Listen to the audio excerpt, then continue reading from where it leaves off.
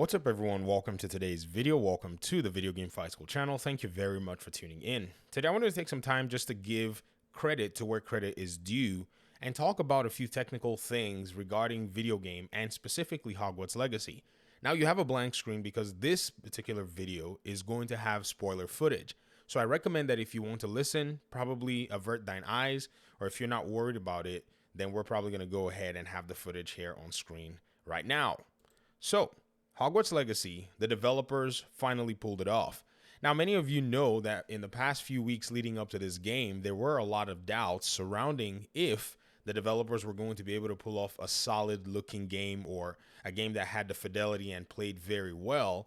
And apparently this question has been answered after playing a few hours of the game in a very, very decent quality, in my opinion anyways. And this is on the Xbox Series X. I have to tell you that from a technical perspective, this game is very well done. And for a development studio that had worked on a Toy Story game to come out here and eventually drop a game of this particular quality is quite interesting and it's quite amazing. This was never impossible. This was just in question by people who didn't necessarily know. I remember even making a video where I talked about a lot of video game developers use already established techniques to be able to deliver quality products, even though the project they're making might be bigger than what it is that they've made before.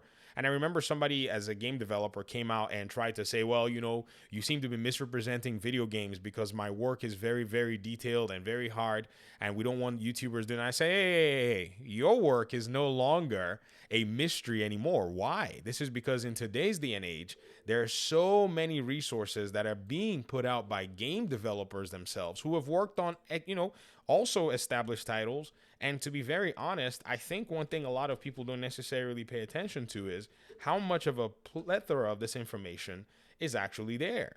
I even want to go ahead and, if you guys don't mind, I'll throw something out there for you that you might necessarily not have known. There is a developer, his name is Jason DeHarris, and he is the combat designer, the lead combat designer of the Jedi team at EA's Respawn.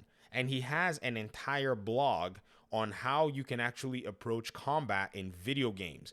In fact, it's so cool that when you look into it and when you kind of figure that he's a gamer, an avid gamer, someone who went to EVO in 2002, took third place. That's not easy to do because, you're fighting against all these folk, and then his blog and his content mentions and looks at different aspects of video games, control schemes, the reason why these design decisions are made. So if you want to be a student of game development and actually take a glimpse into the industry, it is no longer a mystery in today's day and age. So looking at the way Portkey and Avalanche were able to deliver this game, regardless of their resume not necessarily being at this quality in the first place, is something that is quite remarkable and, in my opinion, not so surprising. Sure, they're using, say, maybe some past knowledge because they have a lot of established veterans that still are in the studio. I don't know if many of you know this. And so you already have the passion, you already have the experience, and you have in what I call, the know-how to be able to deliver games. Another thing, too, is that they actually delivered this game using Unreal Engine 4, basically showing that it is not impossible for you to be able to deliver an open world game that actually is able to, marvel or at least leverage a lot of different cool aspects of the engine. The world feels alive. It's teeming with everything that you would need for an open world game to pretty much bring to you. I mean, the environments are pretty cool, even though they did some really, really cool, brilliant stuff to be able to get this game to run very well. And I'm just, in my opinion anyways, impressed as to what it is that they've been able to do, especially from a game development perspective. I learn and have been using Unreal Engine for the past few years now, and I can tell you that this is a very, very interesting work of Marvel. The way they've set up the game, the way the game's logic is, the way the game's logic builds upon itself, and so on and so forth. And then bringing into one very important aspect of this entire thing, which is combat. A very interesting aspect that I do look forward to in video games. I'm very impressed as to how the game feels. The combat, as much as we may have been somewhat excited or maybe not necessarily so sure, I remember when I looked at the combat at first, I was like, man, I don't know if I'm going to be able to enjoy this. But there's one thing about game feel that you really have to, you must give, any video game is you must play it with your hands and feel it in your guts and your bones.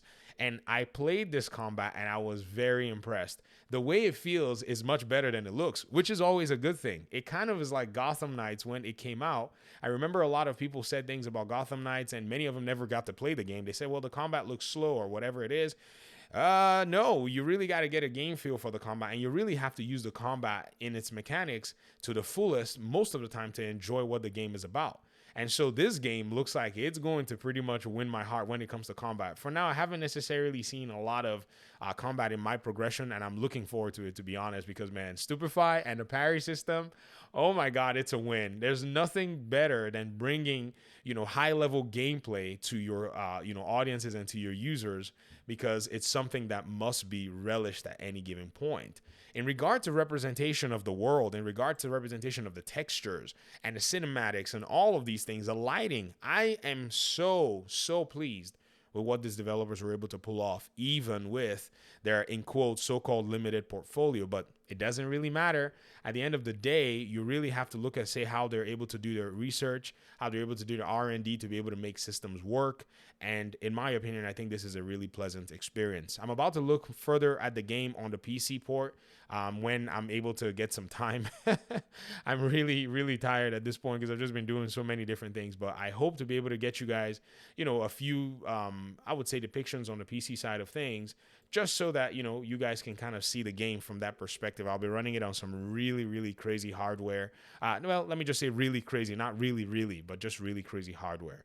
But these are my thoughts, preliminary. I'll be jumping further into the game, and we'll be seeing some more game development and game mechanic implementations. And so far, what I see, I like. Thanks for watching, and hopefully we'll talk pretty soon in another one. Peace out.